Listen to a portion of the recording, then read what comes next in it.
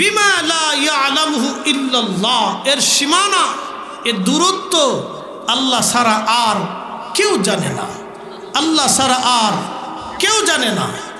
বলেন তো, যার উচ্চতা, যার সীমানা, যার দূরত্ব, সেই নবীকে মর্যাদা দিতে দিতে দিতে দিতে আল্লাহ নিতে নিতে নিতে নিতে রাব, মালিক, খালিক, রহমান, রহিম, গফুর, গফফার, করিম, সত্তার, জব্বার, খালিক, বার, যিনি মহান কুল মখলুকের মালিক, একচ্ছত্রাধিপতি, কুলিল্লাহুম্মা মালিকাল মুলক আল্লাহু আলা কুল্লি শাইইন কাদির, সেই মহাশক্তিধর এক মাবুদ, এক আল্লাহ, তার প্যারা মেহবুবকে নিতে নিতে নিতে নিতে উচ্চতার এত আসীনে অধিষ্ঠিত করলেন, সম্মানের এত উচ্চ মাকামে নিলেন।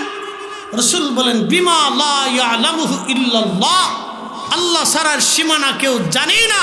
তাহলে আপনি আমাকে বলেন তো, রাসূলের ইজ্জতের সীমানা কত? বুঝবানদের জন্য দলিল লাগে না, কি কথা বলেন না, ঠিক কিনা? বুঝবানদের জন্য দলিল এতটুকুনি বুঝত, কিন্তু আফসোস ওই নবীর ইজ্জতের জন্য অনেকে দলিল তালাশ করে। হায় আফসোস উম্মতের জন্য। এটা কার কালাম? কোনো সন্দেহ আছে কি? যদিও কাগজের পৃষ্ঠায় লিখিত, কিন্তু এই কালাম আসার আগে 40-23 বছরের জীবনে 22,000 বার জিব্রাইলের আগমনে 114টি সূরায় 30টা পারা 6,666টি আয়াতে রসুলের কাল মুবারকে যখন আয়াত নাজিল হতো, আল্লাহর নবী ঘেমে চুপচাপ হয়ে যেতেন। হুজুরে করিমের পা মুবারক মাটির মধ্যে দেবে যাইত। এই কালামের ওজন এত বিরাট, সেই রসুলের শান আর ইজ্জত আজমত আমি কেন পৃথিবীর আরম্ভকে অদ্যাবধি পর্যন্ত রসুলের শান বর্ণনা শুরু হয়েছে। নবীরা করেছে, আদম করেছে, শীষ করেছে, মূসা করেছে, ঈসা করেছে, ইব্রাহিম করেছে, নূহ করেছে, দাউদ করেছে, হারুন করেছে, লূত করেছে, সুলাইমান করেছে, হযরতে ইউসুফ করেছে, ইসহাক করেছে, ইয়াকুব করেছে। সব নবী আলাইহিমুস সালামগণ হযরত রাসূল করিমের শান, ইজ্জত আর আজমত তাদের উম্মতদের ভিতরে বর্ণনা করেছেন, ওয়াজ করেছেন, এ নবীর শান গেয়েছেন, ফেরেশতারা গাইতেছেন, আল্লাহ তার জবানে নিজের ভাষায় করেছেন। যার শানের উচ্চতায় এত বিরাট, তার ইজ্জতের জন্য দলিলের দরকার কি? বিনা দলিলে আমরা মানি, কথা বলেন। বড় আফসোস, অনেকে দলিল দিয়ে দিতে হয়, তো অসুবিধা নেই, মরার পরে বাটাম চালানের দলিল হবে, কোনো সমস্যা নেই, কোনো প্রবলেম নেই। এত উঁচু তার মাকামে আল্লাহ তাকে নিছে, সীমানা আল্লাহ ছাড়া কেউ। প্রিয় হাজিরিন, কাহাটিবাসী, আমার যে বিষয় আপনারা দিয়েছেন, এই বিষয়ের দিকে আমি যাব, তবে ও ইমানদার, তুমি আল্লাহর সাহায্য কামনা করো দুইটা পদ্ধতির মাধ্যমে। একটা পদ্ধতির নাম হলো সবর, আর একটা পদ্ধতির নাম হলো সালাত। দুই পদ্ধতিতে তুমি আল্লাহর সাহায্য নাও। প্রথম নাম্বার সবর, 2 নম্বরে সালাত। এই কথার উপরে একটা ঘটনা আপনাদেরকে শোনাবো। বিশ্ববিখ্যাত ইমাম আবুল ফারাজ ইবনুল জৌজি, আজ থেকে 900 বছর আগে উনি আর একটা কিতাবের মধ্যে লেখেন, মুসা আলাইহিস সালাতু ওয়াস সালামের জমানায় এক আবেদ ছিল বনি ইসরায়েলে, 24 ঘন্টা আল্লাহর ইবাদতের মধ্যে সে কাটাইত, দিনে রাতে। ওই যুবক প্রত্যেক দিন 24 ঘন্টা আল্লাহর ইবাদতে কাটাইতো। আমাদের যুবকরা তো ফেসবুকে কাটায়, ইউটিউবে কাটায়, খেলাধুলায় কাটায়, ফুটবলে কাটায়, ক্রিকেটে কাটায়, সিনেমায় কাটায়। আজকে এখানে মাহফিল না দিয়ে যদি 2-4টা নর্তকী আনা হইতো, বাংলাদেশের এবং ভারতের প্রখ্যাত নর্তকী, নৃত্যশিল্পী যারা যারা দেহ দেখাইয়া টাকা কি রুজি করে, যারা নিজের সৌন্দর্য দেখাইয়া টাকা রুজি করে, যেই নারী পৃথিবীর মধ্যে এই নারী হলো সবচেয়ে নিকৃষ্ট। কুত্তার বিষটা যেমন কুকুর খাওয়ার পরে বমি করার পরে ওই বমিটা যেমন আন্দা গান্দা পচা নাপাক, ওই নারীরা হইল ওইরকম নাপাক এবং অপবিত্র।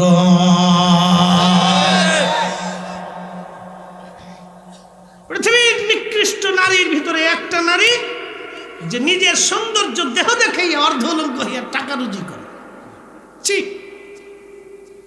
টাকা রুজি করার তো কত পদ্ধতি আছে, মাস্টারি আছে, টিচারি আছে, ভালো ভালো পদ্ধতি আল্লাহ দিয়ে রাখছে। ও নারী নিজের সৌন্দর্য দেখাইয়া পরপুরুষের কাছে টাকা রুজি করে। আর আমার দেশের নিকৃষ্ট পুরুষ ওইটা কুত্তার বিষ্ঠার চেয়ে নিকৃষ্ট পুরুষ, যে ওই নর্তকীর নাচ দেখার জন্য দেহ দেখার জন্য টাকা বিলেই করে। আসতে বলেন কেন, জোরে বলেন। ও নিকৃষ্ট, শুয়োরের চাইতে নিকৃষ্ট। শুয়োরও চিন্তা করে তোরা মানুষ হইলি কে? কথা খারাপ শোনা যাবে, ভাষা অসুন্দর হতে পারে, কিন্তু বাঁচার জন্য বলতেছি। উপস্থিতি কথাগুলি শুনে যেতে হবে। আপনার হালাল রুজি, হালাল টাকার রুজি যে লোক জেনার জন্য খরচা করে, এই লোকের রুটিতে রুজিতে বরকত হয় না। মনে রাখবেন, সুখ সে পাবেই না,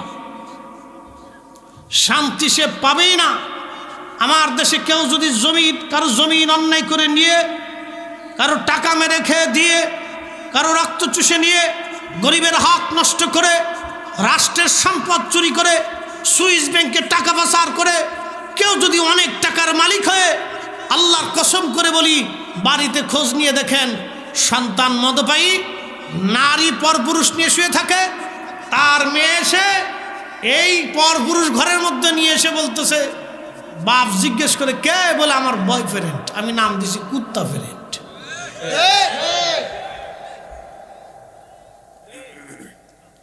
কুত্তা ফ্রেন্ড নাম দিছি। কোন নারীর বয়ফ্রেন্ড হতে পারে, কিন্তু পুরুষের গার্লফ্রেন্ড হতে পারে, নাম দিছি কুত্তা ফ্রেন্ড। কতটা ডিমোশন এই উম্মতের হলে এই উম্মতের গার্লফ্রেন্ড থেকে বয়ফ্রেন্ড থাকে। সি সি সি, আমরা এখন আখিরি নবীর উম্মত, নাম দিছি মুসলমান। মুসলমান কারে কয় আর যুবক আর পুরুষ কারে কয়? ফিলিস্তিনের হামাসের দিকে তাকাও। এই কথা বলেন না কেন? সত্যের সাক্ষ্য তো ইমানের দাবি। কেউ যদি সত্যের উপরে সাক্ষ্য না দেয় সে বেঈমান। আপনার জবান আল্লাহ দিয়েছে সত্য সাক্ষ্য দেওয়ার জন্য। কিয়ামতের ময়দানে জবানের হিসাব হবে। নারী যদি দেখতে চাও তো ফিলিস্তিনের নারীর দিকে তাকাও। মরে যাচ্ছে, শহীদ হচ্ছে, সন্তান কুরবানি হয়ে গেছে, তখন সে হেজাব ছাড়ে না, বুরকা ছাড়ে না। কথা বলেন।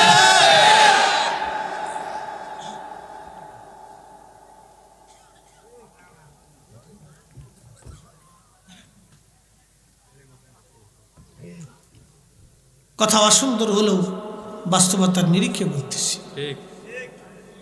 আপনি কল্পনা করতে পারবেন, হাজার হাজার ৭৫ বছরের ইতিহাসে তাদের লক্ষ লক্ষ সন্তানকে হত্যা করা হয়েছে। পৃথিবীর নিকৃষ্ট সুস্পষ্ট একটা জুলুম ৭৫ বছর ধরে পৃথিবীর মানুষ দেখতেছে। তারপরেও তাদের পক্ষে কথা বললে, তাদের পক্ষে সাপোর্ট দিলে পশ্চিমরা হায়ানার মতো একসাথে বুঝি করে বসতেছে। আর আমাদের মধ্যপ্রাচ্যের বাচ্চারা ৩৬টা ৩৫টা বউ নিয়ে আনন্দ করে বেড়াচ্ছে। সৌদি আরবে কারা কারা থাকছেন একটু হাত উঁচা করেন তো। এক একজনের বউ কয়টা কন? হ্যাঁ, এই যে ভাই বলছেন ৪২টা পর্যন্ত আসছে। একজন পুরুষ ৪২টা স্ত্রী দিয়ে কি করে? ও জিন না খাটাইস না গরু না হাতি? হ্যাঁ, একজন পুরুষের ৪২টা স্ত্রী দিয়ে সে কি করে? আমার দিকে তাকা, সে ৪২টা নারীরে বিয়ে করছে, ও তার অধিক নারী জীবন নষ্ট করছে সে। একজন পুরুষ 42টা নারীকে সময় দিতে পারবেই না, অবশ্যই না। আল্লাহর কোরআন মিথ্যা হবে। আল্লাহর কোরআন বলছে মাসনা সুলাসা রুবা, 4টি পর্যন্ত বিয়ে করতে পারো, সূরা নিসার 4 নম্বর 3 নম্বর আয়াত। তাও যদি তুমি সমতা ইনসাফ প্রতিষ্ঠিত করতে পারো, আল্লাহর কোরআন কখনো ভুলে নাই। কোরআন ইনসাফের কথা বলে দিছে। যদি তার দৈহিক চাহিদা, মানসিক চাহিদা, প্রেমের চাহিদা, বস্ত্রের চাহিদা, খাদ্যের চাহিদা, বাসস্থানের চাহিদা, তার জীবনের সব চাহিদা যদি তুমি সমানে সমানে পূরণ করতে পারো, তো 4টে স্ত্রী রাখতে পারো, নতুবা একটাই বউ। 42টে বউ 60টে স্ত্রী রাখার পরে বাদ বাকি 38টে স্ত্রী তার হারাম। যতবার মিলন হবে ততবার জেনা হবে, যতটা বাচ্চা হবে আল্লাহর আইন অনুযায়ী ততটা বাচ্চা যারও সন্তান হবে। মানে কোরআন মিথ্যা। আপনি আমাকে বলুন এই কোরআন শরীফ মিথ্যা, বলুন। আর বুকে সাহস থাকলে বলুন। মায়ের পুত দেখতে চাই। ওই সমস্ত দেশের শায়েখরা আমার দেশে আইসা তারাবির নামাজ কমানোর দান্দা করছে। ও দেশের মৌলবীরা আমার দেশে আইসা ফেতনা বাঁধাইছে। ও দেশের মৌলবী শায়েখগুলি আইসা এই ওয়াজ ওরা ওই দেশে করে না, কোন করলে কল্লা কেটে ফেলবে। ও দেশে করে না। ও দেশের শায়েখগুলি আমার দেশে আইসা কিভাবে 20 রাকাত তারাবিরে 8 রাকাত বানানো যায়, 12 রাকাত মানুষের নামাজ চুরি করা যায়, ওরা চুরি শিখাইতেছে। তাহলে আন্তর্জাতিক চোর। আমার দেশে মসজিদে জুতা চুরি হয় না? জুতা গেলে জুতা পাওয়া যাবে। যেটা জুতা চুরি করে ওটা হলো শেষরা চোর, খয়রাতি চোর। মানে ও খুব অভাবে বুঝিয়ে ও জুতা চুরি করছে, ও খয়রাতি চোরা। আর যেই চোরা নামাজ চুরি করছে ও কিন্তু বুঝে সুঝে চুরি করছে, জান্নে শুনে চুরি করছে। তাও বিরাট বড় দাড়ি, বাপরে বাপ, শাইকে মাদারি সাহেব এত বড় দাড়ি, ঘন্টা সবসময় মাথায় থাকেই। কপালে অনেকের সেজদার চিহ্নও লাগাই রাখছে। সেজদার চিহ্ন না হলেও গুতাই হলেও লাগাইছে। সেজদার মধ্যে পড়ে খালি টাকি মাছের মধ্যে খালি গুতাইছে। কে এত বছর ধরে নামাজ পড়ি, আমরা তোর গুতাগুতি চিহ্ন পড়ে গেল না। হ্যাঁ, তোর করছে কে? ও 3 দিন মদিনার থেকে ঘুরে এসে সেজদার চিহ্ন পড়ে গেছে। কারণটা কি? হ্যাঁ, আমি সেজদার চিহ্নের বিরুদ্ধে বলতেছি না, এটা নামাজের নিদর্শন। আমি বিরোধিতা করতেছি না, কিন্তু বিরোধিতা করতেছি, তার বিরোধিতা করতেছি যে এই চিহ্ন লাগে মানুষকে ঠকাচ্ছে, মুসলমানকে ধোঁকা দিচ্ছে। কোন সেজদার চিহ্নকারী কপালওয়ালা মুসলমানের নামাজ চুরি করতে পারে না, ঈমান চুরি করতে পারে না। এই কথা বলেন না কেন? কখনোই পারে না।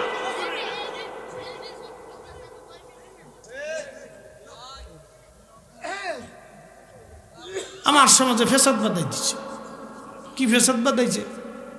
1450 বছর ধরে আমরা তো নামাজ ঠিকই পড়তেছি রসুলের তরিকা। আমাদের মাযহাবের ইমামের পরিচয় দিই, মনোযোগ দিয়েন তো। আমি এত দলিল দেব না। আমাদের মাযহাবের ইমামের নাম নুমান বিন সাবিত, ডাক নাম আবু হানিফা রাদিয়াল্লাহু আনহু। বলে রাদিয়াল্লাহু আনহু বললেন কেন? ওনার নাম মদিনাতে স্বর্ণাক্ষরে নামের পিছনে রাদিয়াল্লাহু তাআলা আনহু লেখা। মদিনার মসজিদে নববীতে আমি নিজে দেখছি, ছবি তুলে আনছি, ভিডিও করে আনছি। মারহাবা কইলেন না? আচ্ছা, মদিনার মসজিদে আমরা বাঙালিরা লিখে দিয়েছি। আচ্ছা, মনোযোগ দিয়ে। ওনার উস্তাদের নাম ইমাম ইব্রাহিম নাখঈ। ওনার উস্তাদের নাম এই উম্মতের সর্বশ্রেষ্ঠ মুফতি, মুফতি আজম, সাহাবীদের মধ্যে শ্রেষ্ঠ মুফতি আব্দুল্লাহ ইবনে মাসউদ রাদিয়াল্লাহু আনহু। ওনার উস্তাদের নাম রাহমাতুল লিল আলামিন, তাম সৃষ্টির মধ্যে মহাজ্ঞানী। একসাথে বলবেন আল্লাহু আকবার। তাম সৃষ্টির ভিতরে আমার নবী মহাজ্ঞানী। ওনার উস্তাদের নাম রব্বুল আলামিন, লাইসা কামিসলিহি শাইউন, যার কোনো মেসালই নাই। একসাথে বললেন আল্লাহু আকবার। আল্লাহর কোনো মেসাল নাই। তার ছাত্র নবী, নবীর ছাত্র আব্দুল্লাহ ইবনে মাসউদ, তার ছাত্র ইব্রাহিম নাখঈ, তার ছাত্র আমাদের মাযহাবের ইমাম আবু হানিফা রাহমাতুল্লাহি আলাইহি, তিনি বলছেন নাভির নিচে নামাজ পড়াই ঠিক। তাহলে রসুলের ছাত্র তার ছাত্র বলতেছে নাভির নিচে হাত বেঁধে নামাজ পড়াই ঠিক, নামাজে আস্তে আমিন বলা ঠিক, তারাবির নামাজ 20 রাকাত ঠিক। আজকে ওরা কারা? 6 তাকবীরে ওই ওরা জানাজা কয় তাকবীর দেয়? বারবার হাত উঠায় সূরা ফাতিহা পড়ে, সূরা ফাতিহা পড়ে। ঈদের নামাজে জানাজা কয়ে ফেলছি, ঈদের নামাজে কয় তাকবীর দেয়? 6 তাকবীর। আমরা তো 6টা, ওরা আরো ডাবল দেয় 12টা। আমাদের মাযহাবের ইমাম বলছে 6 তাকবীরই ঠিক। তাহলে আল্লাহর ছাত্র নবী, নবীর ছাত্র ইবনে মাসুদ, তার ছাত্র ইব্রাহিম নখী, তার ছাত্র ইমাম আজম। বলেন তো ফতোয়া কারটা মানবো, ওনারটা না এই সুটকে মৌলবীরটা? হ্যাঁ, মানুষের আহলের ভিতরে কুত্তায় পেশাব করে দিচ্ছে। আমি ওনাদেরকে বাদ দিয়ে এই সমস্ত আয়েক শায়েকের কথা মানতে যাবো কি জন্য? আমাদের মাযহাবের ইমামরা নবীর তরিকায় নামাজ পড়ছে, আমরাও নবীর তরিকায় পড়ি। কথা কন না কেন? ঠিক কিনা? আজকে আমার মসজিদে যারা ভেজাল বাঁধাইছে ওরাই হলো এদেশের ফিতনাকারী শয়তানের দালাল।